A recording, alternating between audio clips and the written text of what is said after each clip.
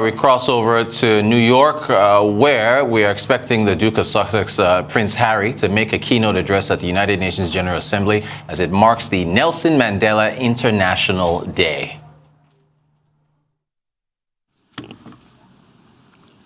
Excellencies, distinguished delegates, ladies and gentlemen, I thank you for joining the annual celebration of Nelson Mandela International Day, honoring the life and legacy of Madeba Nelson Mandela.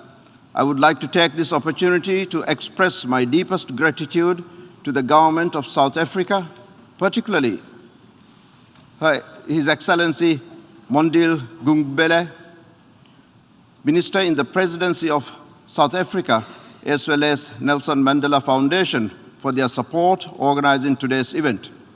I would also like to thank New York City Mayor Eric Adams and his office for organizing this afternoon's community service event. Giving back to our communities aligns with everything that Mandela stood for, and we appreciate this opportunity. In the same spirit, I welcome to the General Assembly Prince Harry and Meghan, the Duke and Duchess of Sussex, and thank them for their consistent advocacy around public service. Allow me to recognize the incredible contributions of the 2020 Mandela Prize laureates, Mrs. Mariana Vardidoyan of Greece and His Excellency Morisanda Kouyaté of Guinea. These esteemed individuals have chosen to live their lives in service to humanity as Madiba would have wanted, and that is to be celebrated. My dear friends, we are gathered here not only to celebrate the memory of a man who devoted his entire life to the pursuit of equality and freedom for all, but to follow in his footsteps and honor his legacy by emulating his lifelong service to humanity. Today, we pay tribute to Madiba's legacy and recognizing how far our world has come since he began his life 140 years ago, remembering the innumerable battles fought and won in the name of justice and peace. Madiba's fight against apartheid was in fact a fight for a better world in which the freedom, justice, and dignity of all were respected. He called for peace, social justice, equality, and human understanding throughout his life. No one is born hating another person because of the color of his skin, or his background, or his religion. Madiba said in his book, Long Walk to Freedom. He fought for the rightful dignity and equality of every person, and he advocated for engagement and solidarity across borders. In times of turmoil, Madiba's life teaches us to choose dignity over humiliation, to speak up during injustice, and to forgive rather than hate.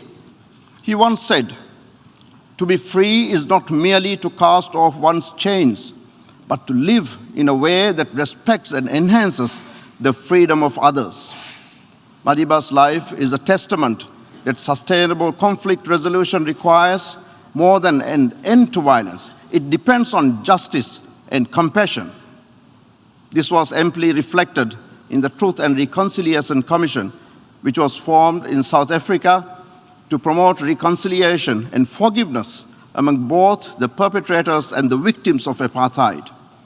The Commission worked on the basis that in this human encounter of good and evil, the perpetrator's evil would be laid bare before the community and the dignity of the victim would prevail. My dear friends, Madiba's legacy as an outspoken and untiring advocate for democracy, freedom, and equality has been and continues to be an inspiration. He saw democracy as a system based on equality and respect for human dignity, a leadership based on humility, and a citizenry based on active participation. Madiba recognized early on in his presidency that no major political achievement is possible without gender equality. In 1994, at the opening of the first parliament, Madiba declared, "Freedom cannot be achieved unless women have been emancipated from all forms of oppression." Madiba was of the view that as long as women are bound by poverty and as long as they are looked down upon, human rights will lack substance. Overseeing the drafting of the South African Constitution, Madiba called for imprinting firm principles upholding the rights of women in the supreme law of the land, firm principles. It is indeed an ode to Madiba that today 46.5% of South African parliamentarians are women. My dear friends, Mandela believed that youth are the rock on which the future is built. He believed that children have a right to be whatever they want to be, and that they can achieve this only if they are given the space to dream and live out their dreams. He also believed that the youth can use the power of education to change the world. He called upon the youth of the world to be scriptwriters of their own destinies and feature themselves as stars that showed the way towards a brighter future. He founded Nelson Mandela Institute for Rural Development and Education in Eastern Cape to improve access to quality education in rural areas through teacher and leadership development, community mobilization, and through building strong and lasting public institutions. My dear friends, Madiba was also an environmentalist. His vision of the world was one where all people were able to live a fully dignified life with clean air to breathe and clean water to drink. At a personal level, he was also deeply connected to the earth. Commenting on the small patch of vegetable garden that he was allowed to grow in prison, Madiba said that the sense of being the custodian of this small patch of earth offered a small taste of freedom. The elders, a cross-cultural group of leaders that he had years later founded to forge human rights-based solutions to worldwide problems, had identified climate justice as one of its top priorities. At a time when we still fight in the COVID-19 pandemic, it is useful to recollect the fight against AIDS that Madiba had launched through his foundation, 4,664 initiative, and the series of AIDS benefit concerts. My dear friends, from conflict to climate change, humanity is confronted with great challenges which, if left unanswered, could threaten the very planet we wish to leave to our children. At this very moment, we are witnessing a war and conflict unseen in generations, a continued global pandemic, global food security crisis, rising costs of living, and rampant inequality, and the ever-present danger of a climate crisis. Any one of these challenges is disconcerting. Taken together, it is likely a critical mass, spreading anxiety, frustration, and despair. But my friends, this is not the time for despair. No matter the challenges and obstacles, we must persevere with conviction, with determination, and with hope. This is what Madiba would have wanted, what he himself fought for. Madiba once again remarked, even if the task seems impossible, do not give in to fatalism or despair. Otherwise, you will do nothing and there will be no chance of positive social change. To fully honor him today, we must channel our perseverance. We must turn to each other for comfort. We must find solace in our peers, in our sisters and brothers across the globe. We must have faith in science, in innovation, in human solidarity, and we must believe that together we can overcome these challenges. Madiba said, peace is not just the absence of conflict. Peace is the creation of an environment where all can flourish, regardless of race, color, creed, religion, gender, class, caste, or any other social markers of difference. Excellencies, ladies and gentlemen, as we prepare for this afternoon's community service event, let us recall the wise words of Madiba. It is in your hands to make a better world for all who live it.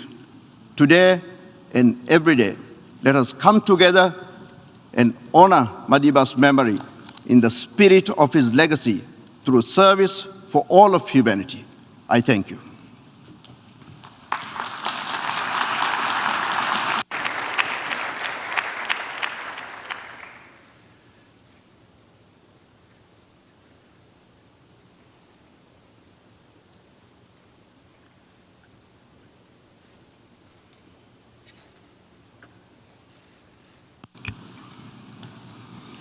We will now begin the presentation of Nelson Mandela Prize to the 2020 laureates.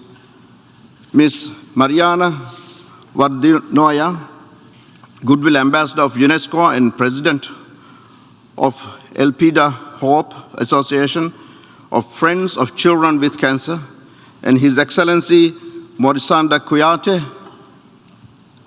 Minister of Foreign Affairs of the Republic of Guinea. Mrs. Mariana Wardinoyan is participating virtually, live through video teleconferencing, and I have been informed that the permanent representative of Greece to the United Nations, Her Excellency Maria Theophili, will receive the prize on her behalf. I now invite the Deputy Secretary General, Her Excellency Amina Mohammed, to join me in presenting the Nelson Rohilya Mandela Prize to the 2020 laureates. On behalf of the Secretary General of the United Nations, His Excellency Antonio Guterres, to the permanent representative of Greece, Her Excellency Maria Theophili, receiving it on behalf of Mrs. Mariana Wardinoyan, and to His Excellency Morisanda Kouyaté, of Minister of Foreign Affairs of the Republic of Guinea.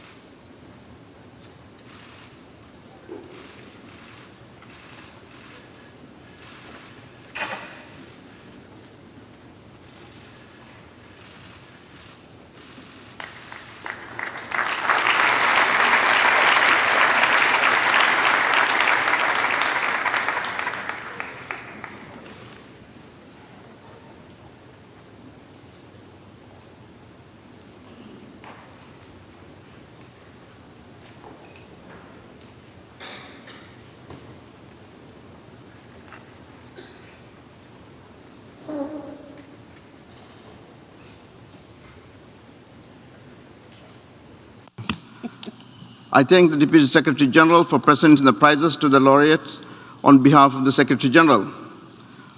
I congratulate Mrs. Mariana Wardinoyan and His Excellency Morisanda Kouyaté, the laureates of the United Nations 2020 Nelson Rohilya Mandela Prize. I now invite Mrs. Mariana Wardinoyan of Greece, Goodwill Ambassador of UNESCO, President of Elpida Hope Association of Friends of Children with Cancer, and Laureate of the United Nations 2020 Nelson Rohilya Mandela Prize, to make a statement via video conferencing.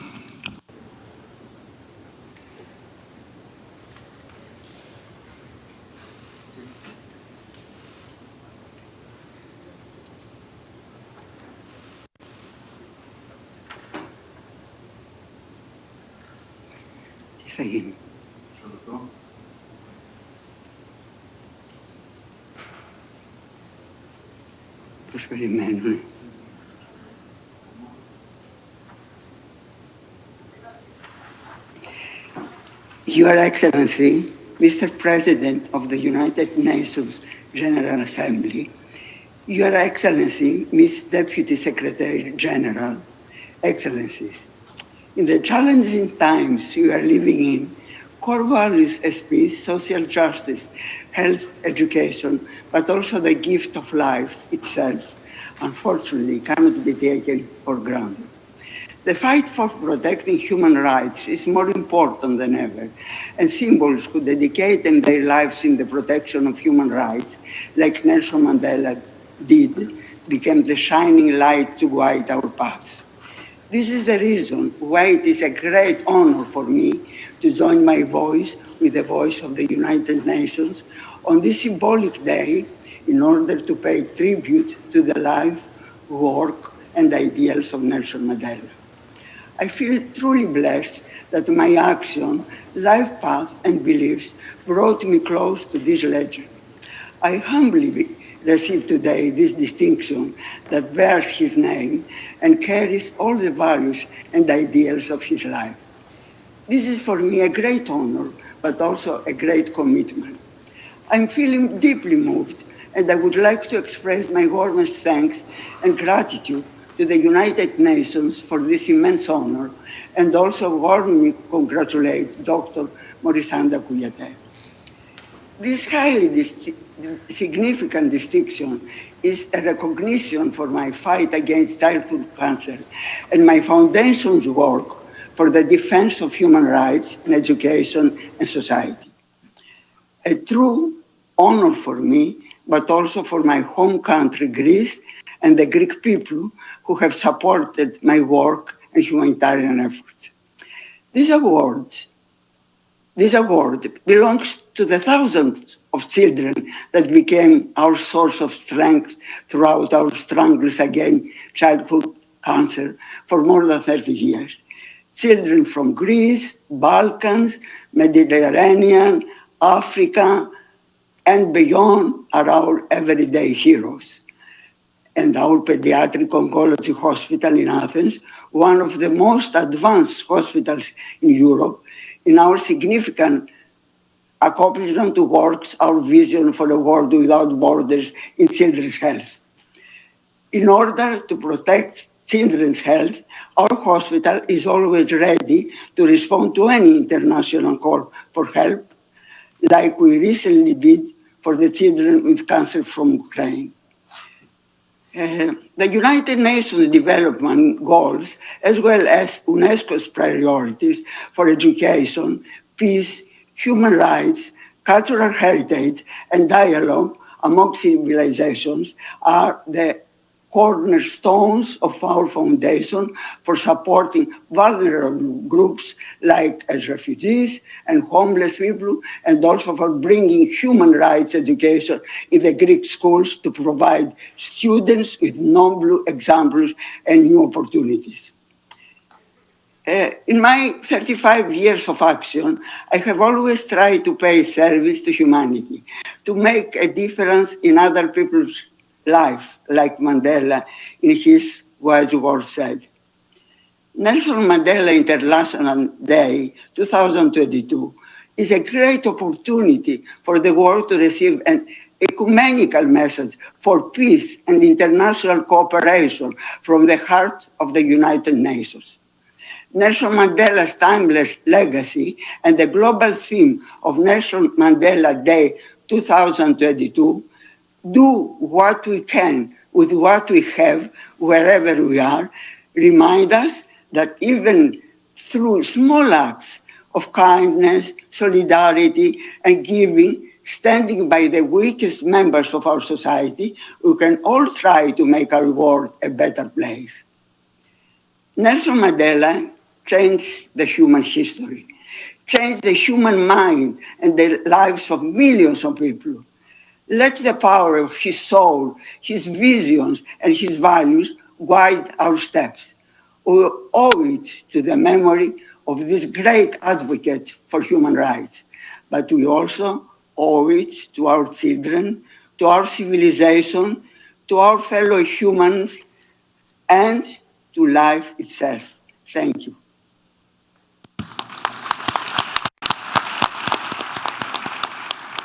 I thank Mrs. Mariana Vardinoanis for her statement. I now give the floor to His Excellency Morisanda Kouyaté, Minister of Foreign Affairs of the Republic of Guinea and Laureate of the United Nations Nelson Rolihlahla Mandela Prize, to make a statement.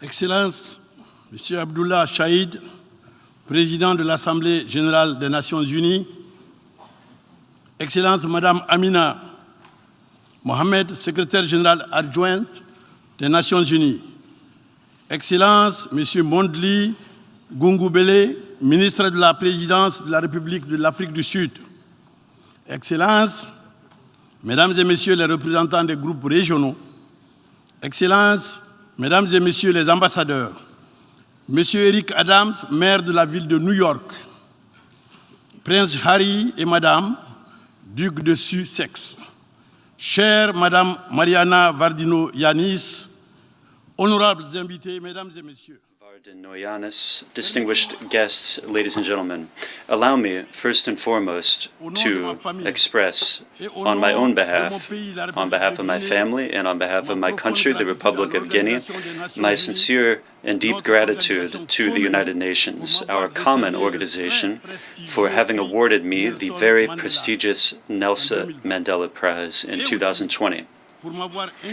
Thank you as well for inviting me this 18th of July 2022 to receive the prize in person and to address the entire world on this day of celebration of International Nelson Mandela Day.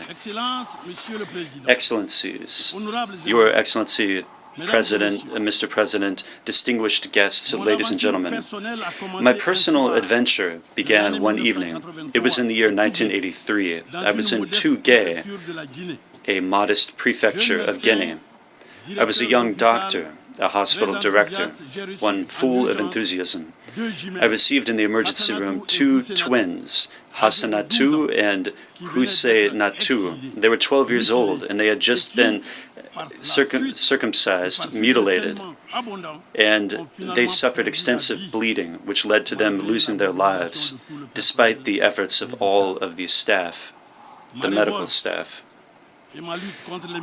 Thus began my rebellion and my struggle against female genital mutilation, because I felt that the death of these two innocent girls was the same as that of my own daughters. It is therefore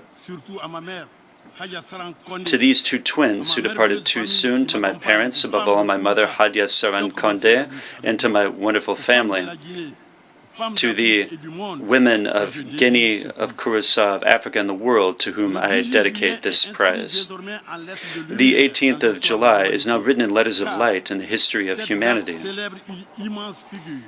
For this date commemorates a towering human figure, an exceptional man who taught the entire world lessons of peace, tolerance, and the love of others.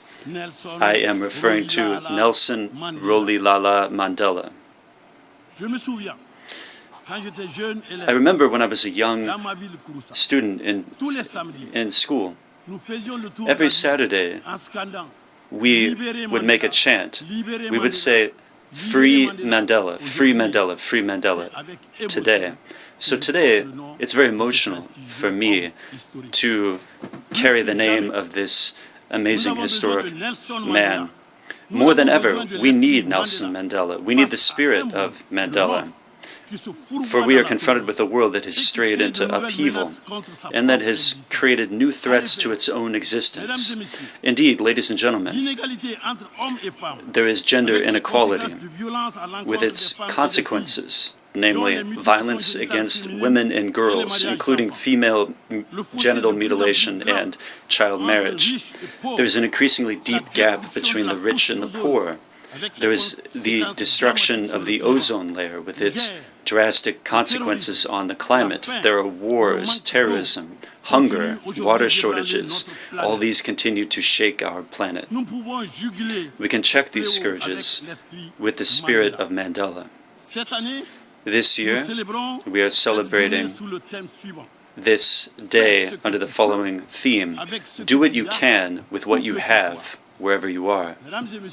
Ladies and gentlemen, today, What I can do, beyond defending the rights of women and children, is to participate with all of my strength and with conviction through this prestigious prize to contribute to rebuilding my country, the Republic of Guinea, which is recovering from a serious wound dealt to its constitutional order. What I have today is my responsibility as Minister of Foreign Affairs, International Cooperation, African Integration, and Guineans Abroad, which is conferred upon me by His Excellency Colonel Mamadi Doumbouya, the President of the Transition Head of State and Commander-in-Chief of the Armies of the Republic of Guinea. President, distinguished guests, it is in the spirit of Mandela that in Guinea the President initiated national assemblies. This is a framework for cooperation and inclusive dialogue. In this context, he appealed to Guineans to speak with one another and to forgive one another. That's why here, from this roof of the world, I am sounding a clarion call for responsibility, a call for understanding and discernment, a call to sub-regional, regional, and international organizations, and to all countries represented here, to the Republic of Guinea in its fight against corruption, to its fight against justice, and to rebuild the state after a grave violation of its laws, which led to the positive change made on the 5th of September 2021. We are an important contributor of UN peacekeeping forces, have been for several years and in several countries where Guinean soldiers gave their lives. I pay humble tribute to their memory. We're a pioneer to the decolonization of the independence of Africa, an active member and leader of Pan-Africanism. My country, the Republic of Guinea, deserves respect and support, above all at a time in its history where it so sorely needs such support. Nelson Rolihlahla Mandela Mandiba. I'm proud to carry your name. I may never ever do, as much as you, but throughout my life and with all my strength, I will strive to emulate you, Mandela. Long live international cooperation. Long live the United Nations. Thank you.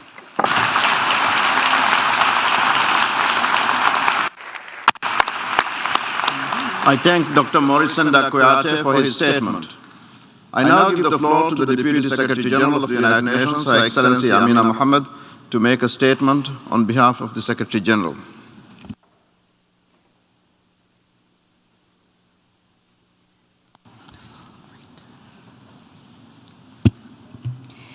Excellencies, the 2020 Prize laureates, the Duke and Duchess of Sussex, ladies and gentlemen, I'm really pleased to be with you today and to represent the Secretary General and deliver his remarks on his behalf as we celebrate Nelson Mandela International Day.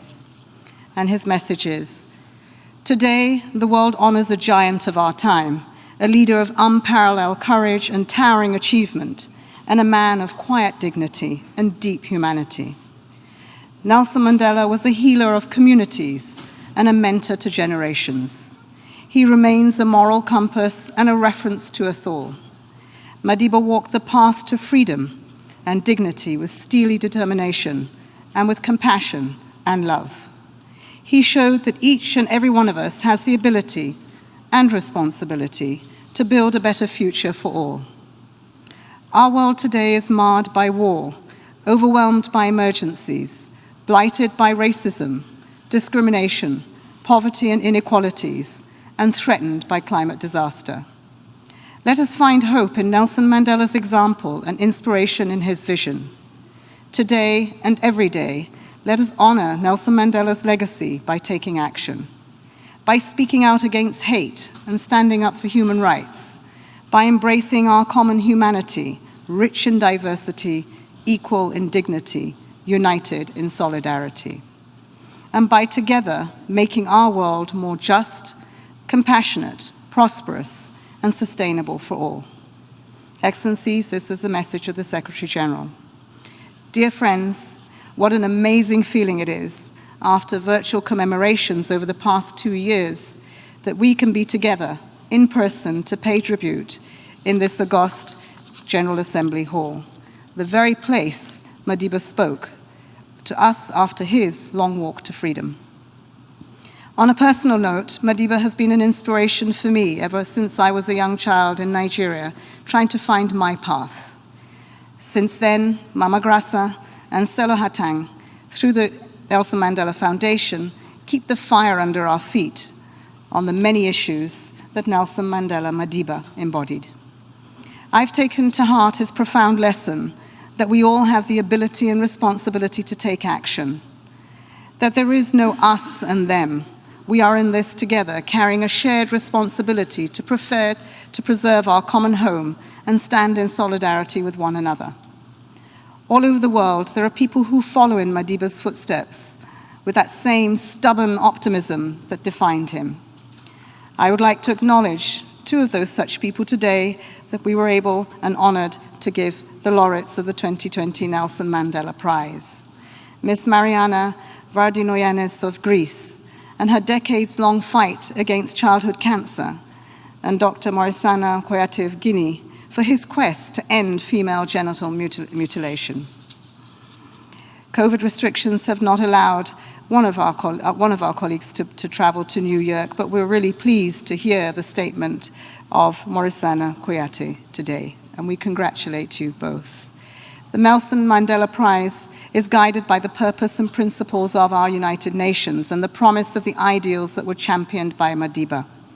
We work towards his vision of peace, dignity, equality on a healthy planet, every day, everywhere, ensuring that we leave no one behind. Our SDG advocate, representing persons with disabilities, or I would like to say special abilities, is from South Africa, and Eddie Ndopu, we welcome you into these halls today as you continue to inspire us.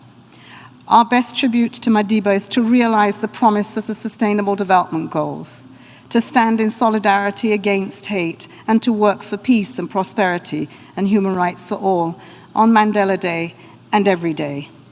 In Madiba's wise words, it only seems impossible until it is done. Thank you for your attention.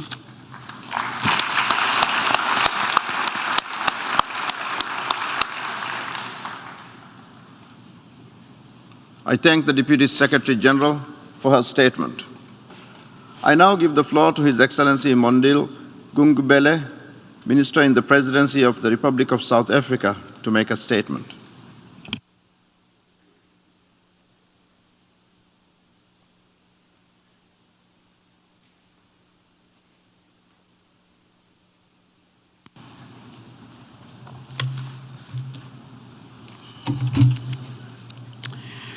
Your Excellency, Mr. Abdullah Shahid, President of the General Assembly, Your Excellency, Ms. Amina J. Mohammed, Deputy Secretary General of the United Nations, the Duke and the Duchess of Sussex, Prince Harry, and Ms. Meghan Markle, the United Nations Nelson Mandela Prize to the 2020 laureates, His Excellency, Dr. Morisana Koyate, and also Minister of Foreign Affairs of Guinea, and Ms. Mariana Vardinoyannis of Greece.